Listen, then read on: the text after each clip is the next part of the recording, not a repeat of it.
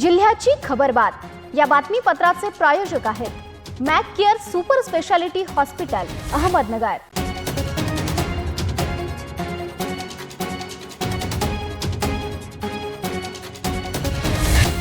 प्रेक्षकांनो नमस्कार, मी निर्जला। न्यूज 24 सह्याद्रीमध्ये तुमचं स्वागत। पाहुयात अहिल्यानगर जिल्ह्यातील महत्त्वपूर्ण बातम्यांचा आढावा जिल्ह्याची खबरबातमध्ये।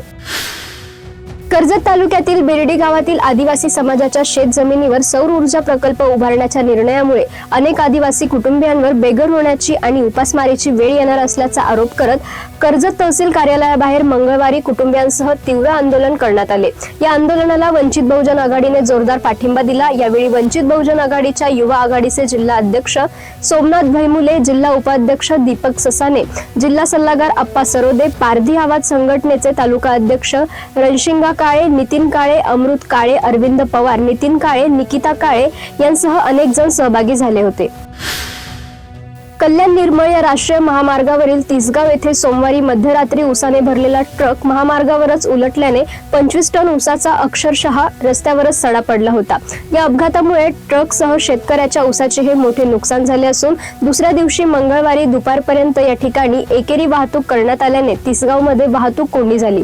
गुरुवारी आठवडे बाजाराच्या दिवशी या ठिकाणी महामार्गाच्या दोन्ही बाजूने भाजी विक्रेते आणि नागरिकांची मोठी गर्दी असते। गुरुवारी अशा स्वरूपाचा जर मोठा अपघात झाला असता तर मोठी दुर्घटना घडली असती अशी चर्चा तिसगावकरांमधून सुरू आहे।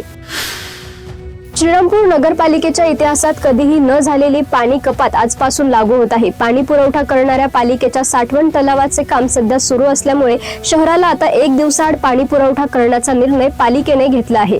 शहराला पाणी पुरवठा करण्यासाठी आजपर्यंतच्या इतिहासात कधीही अशी वेळ आलेली नव्हती। एखादा दिवस अपवाद म्हणून रोटेशन लावले असले, परंतु दिवसाआड पाणी पुरवठा कधीच झाला नव्हता। आता मात्र तो राहणार असल्याने नागरिकांसमोर मोठा प्रश्न उभा राहिला आहे।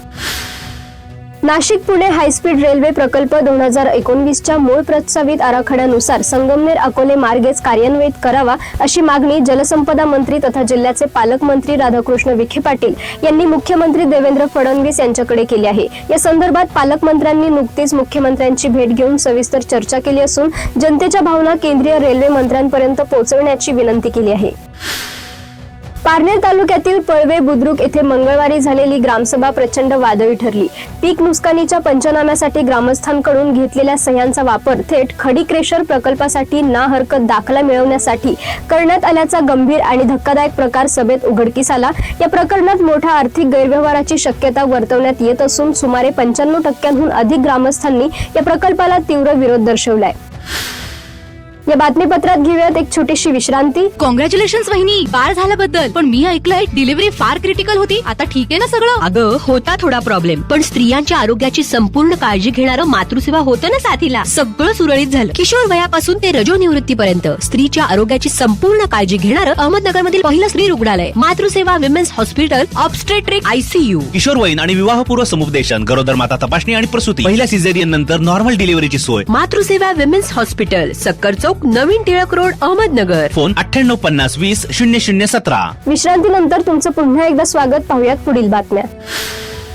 श्रीरामपूर तालुक्यातील दत्तनगर आणि आगाशेनगर परिसरात गेल्या अनेक दिवसांपासून धुमाकूळ घालणाऱ्या बिबट्याला जेरबंद करण्यात वन विभागाला यश आले आहे। आज पहाटेच्या सुमारास हा बिबट्या पिंजऱ्यात अडकल्याने स्थानिक नागरिकांनी सुटकेचा निश्वास सोडला असून संपूर्ण परिसरात आनंदाचे वातावरण आहे। गेल्या काही दिवसांपासून नेवासा संगमनेर रस्त्यावरील आगाशेनगर वस्तीजवळ बिबट्याचा वावर वाढला होता।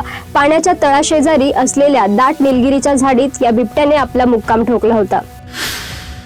अहिल्यानगर जिल्ह्यात गाजत असलेल्या व हजारो ठेवीदारांचे पैसे बुडवणाऱ्या सिस्पे इन्फिनिटीच्या कोट्यवधी रुपयांच्या घोटाळ्यात खासदार निलेश लंके यांच्यावर भाजपच्या नगर दक्षिणचे उपाध्यक्ष मनोज ठोकळ यांनी पत्रकार परिषद घेत गंभीर आरोप केले आहे। या घोटाळ्यातील संशयित आरोपींना खासदार लंके यांनी मदत केल्याचे पुरावे व निवेदने पोलिसांना देऊनही पोलिसांनी काहीही कारवाई केली नसल्याने पोलिसांची ही भूमिका संशयास्पद असल्याचे ठोकळ यांचे म्हणणे आहे। याबाबत ठोकळ यांनी सांगितले की infinity multi-state cooperative society limited या संस्थेच्या उद्घाटनाच्या वेळी खासदार लंके यांनी माझ्या नातेवाईकांनी प्रथम सिस्पे ही संस्था श्रीगोंदा येथे चालू केली। माझे सहकारी ही संस्था चालवतात शब्दात असे बोलून गुंतवणुकीचा उद्देश स्पष्ट केला. माझे सहकारी रुपयाला जोडतात असे बोलून गुंतवणुकीबद्दल विश्वास दाखवला असा दावा ठोकळ यांनी केलाय. व सिसवे प्रकरणात खासदार लंके यांनी नावे घेतलेले आरोपी झाले आहेत व उल्लेख केलेल्या कंपन्या गुन्ह्यांच्या अग्रस्थानी आहेत असाही दावा यावेळी त्यांनी केलाय. शासनाकडून नागरिकांना मिळणाऱ्या रेशन धान्यात मोठ्या प्रमाणात सोनकिडे, कचरा, बारीक चूर निघत असल्याने हे धान्य जनावरांना खाऊ घालण्याची वेळ आली आहे. वाळकी गाणातील लाभार्थ्यांना रेशन धारकांकडून या धान्याचे वितरण झाले असून नागरिकांच्या आरोग्याच्या जीवाशी पुरवठा विभाग खेळत असल्याने लाभार्थ्यांतून संताप व्यक्त केला जातोय. या विरोधात आंदोलन करण्याचा इशारा सामाजिक कार्यकर्ते राहुल बहिरट यांनी दिलाय. पारनेर तालुक्यातील सिंचन शाखा टाकळी ढोकेश्वर कार्यालयात कापरी पाणी वापर संस्था भाळवणी या संस्थेच्या अध्यक्षपदाच्या निवडणुकीत मोठा गोंधळ उडाला. मंगळवारी 23 डिसेंबर रोजी सकाळी 10 ते सायंकाळी 6 वाजेपर्यंत निवडणूक कार्यक्रम जाहीर करण्यात आला होता. मात्र निवडणूक अधिकारी उपस्थित न राहिल्याने निवडणूकच रद्द झाली. यामुळे संचालक मंडळाने संताप व्यक्त करत शाखा अभियंत्यांची चौकशी व निलंबनाची मागणी केली आहे. जिल्ह्याची खबर बातमीमध्ये इथेच थांबतोय. मात्र तुम्ही पाहत राहा न्यूज 24 सह्याद्री.